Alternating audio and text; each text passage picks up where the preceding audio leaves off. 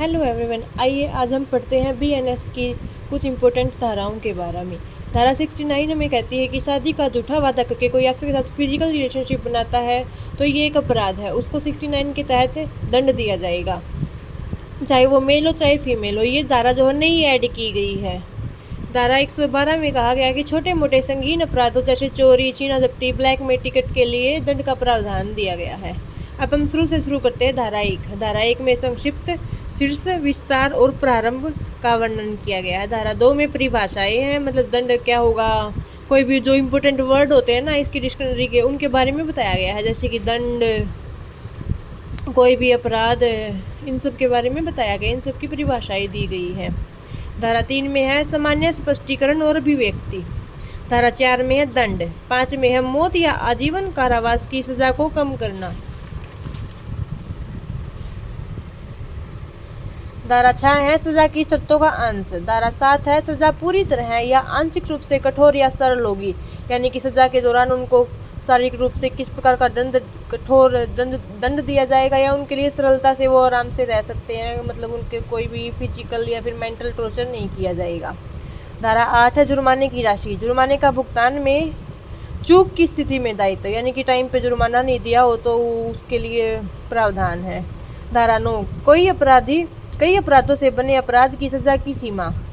BNS की धारा 10 हमें कहती कि कोई अपराधों में से किसी कई अपराधी, मतलब एक व्यक्ति ने कई अपराध किए हों तो किसी एक के दोषी व्यक्ति को सजा निर्णय या यह बताता है कि यह किस में ज़्यादा संदिग्ध है। धारा 11 एकांत कारावास। धारा 12 एकांत कारावास की सीमा, मतलब उसको काल कोठरी में रखा जाएगा, इस टाइप से कितने दिन तक हम उसको रख सकते हैं, ये धारा 12 में कहा गया है। 1 महीना, 2 महीना, ज़्यादा से ज़्यादा हम एक व्यक्ति को एकांत कारावास में 2 महीने तक रखा जा सकता है। धारा 13 पिछली सजा के बाद कुछ अपराधों के लिए बढ़ी हुई सजा। धारा 14 कानून द्वारा बाध्य किसी व्यक्ति द्वारा किया गया कार्य या खुद को बाध्य मानकर तथ्य की भूल से किया गया कार्य धारा 14 में है। धारा 15 न्यायिक कार्य करते समय न्यायाधीश का कार्य है, यानी कि वो ऐसे नहीं भी ना जैसे अपनी मर्जी से कुछ भी उसके अंदर ऐड कर दे, वो अपनी भावनाओं को प्रकट नहीं कर सकता। धारा 16 में है न्यायालय के निर्णय या आदेशों के अनुसार किया गया कार्य है। धारा 18 में है वैध कार्य करते समय दुर्घटना, यानी कि 18 में क्या कहता है, भी हम कोई भी अच्छा कार्य, वैध कार्य कर रहे थे बट उसके समय वक्त में दुर्घटना होगी और व्यक्ति की किसी की डेथ हो गई या फिर चोट लग गई तो उसके बारे में वर्णन किया गया है धारा 18 में। धारा 20 7 साल से कम उम्र के बच्चों के द्वारा किया गया कार्य। धारा 20 में किसका वर्णन है, 7 साल से कम उम्र के बच्चों द्वारा किया गया कार्य। धारा 21 में है 7 से अधिक और 21 से कम उम्र के बच्चों द्वारा किया गया कार्य।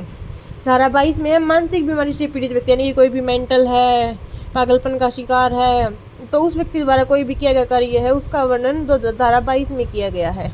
धारा 23 में अपनी इच्छा के विरुद्ध नशे के कारण निर्णय लेने में असमर्थ व्यक्ति का कार्य, यानी कि कोई भी व्यक्ति दारू पी के, नशा करके, किसी भी तरह का नशा करके कोई भी कार्य करता है, किसी को मार देता है, जानलेवा हमला करता है तो इसका वर्णन धारा 23 में किया गया है। लेकिन धारा 24 में क्या कहती है, नशे में धुत व्यक्ति द्वारा किया गया अपराध जिसके लिए किसी विशेष इरादे या ज्ञान की आवश्यकता होती है, यानी कि वो प्लानिंग करता है कि दारू पी के मैं ऐसे मार दूंगा, नशा करके मैं ऐसे कुछ भी कर दूंगा, तो इसका वर्णन धारा 24 में किया गया है। यानी कि धारा 23 में भाई नशे की हालत में व्यक्ति को पता ही नहीं है, लेकिन धारा 24 में व्यक्ति को पता है, वो नशे का सहारा लेके ये कार्य कर रहा है।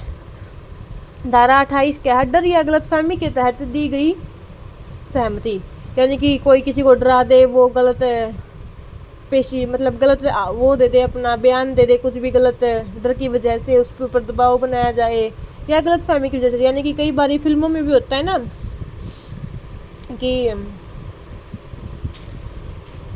ऐसे लास्ट मोमेंट में पहुंचा व्यक्ति, उसने देखा कि वो उसके पेट से चक्कू निकल रहा है तो उसे लगा कि इसने इसको मारा होगा, क्या पता वो उसको बचा रहा हो, इस टाइप के सीन धारा 28 में वर्णन किया गया है। धारा 33 क्या कहता है, मामूली नुकसान पहुंचाने वाला कार्य है, धारा 33। और धारा 34 क्या कहते हैं, निजी रक्षा के लिए किया गया कार्य, यानी कि सेल्फ डिफेंस के लिए कोई भी कार्य किया जाए वो धारा 34 में बताया गया उसके बारे में।